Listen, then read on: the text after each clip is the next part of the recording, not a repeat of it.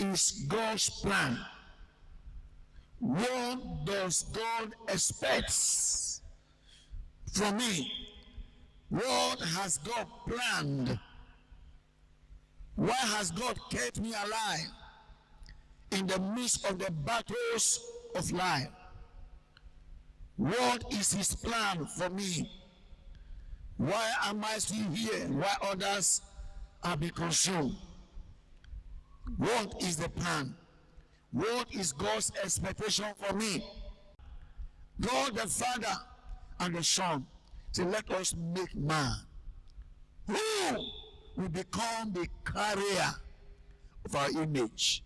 Now I've told us that image of the thing means a carbon copy, a photocopy, a representative of that thing.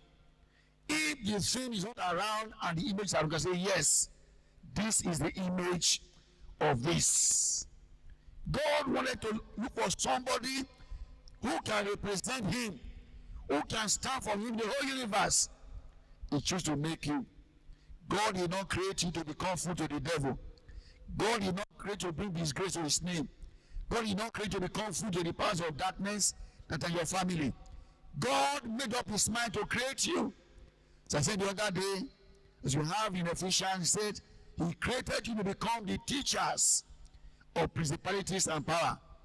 When God wants to teach lessons, teach the powers that be, lessons in your father's house, he will look for you. Before you were born, before you came to know him, the powers of darkness were reigning everywhere, doing what they want to do.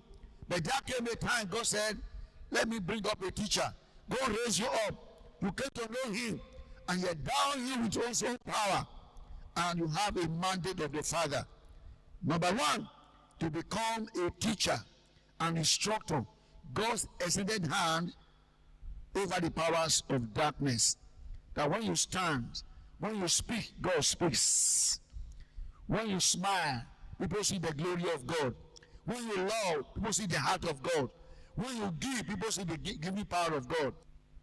One of the mandates of God is to use me to break the bounds of wickedness. I am God's instrument to liberate men who are bound and set them free. When I make pronouncement and make decree, those who are oppressed, they will go free. A lot is being said here. What God has planned to use you to do, what God has planned to use me to do, know them very carefully. The Lord said one of the reasons why he has kept you alive, he has chosen you, is to lose the bands of wickedness. And when you have done that, in verse 7 he says, is it not to divide your bread with the hungry and bring the homeless poor into your house?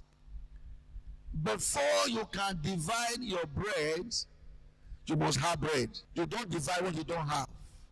Which means it is the will of God for you to have enough and more than enough for yourself.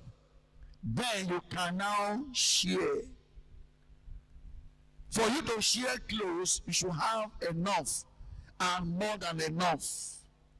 For you to bring those who are naked into your house and clothe them, it means you have more than enough. Which means God did not create you to live from hand to mouth. God did not create you to be a beggar. A beggar cannot give to somebody else. God has raised you up. God has created you to become, to live in abundance, so that through you, it can meet the need of those who are crying for hunger. You say, but look at my life. I don't have enough. You must agree and you must believe that you have. And you must understand the mission God has called you into. You don't wait until you have trailer load of it before you start.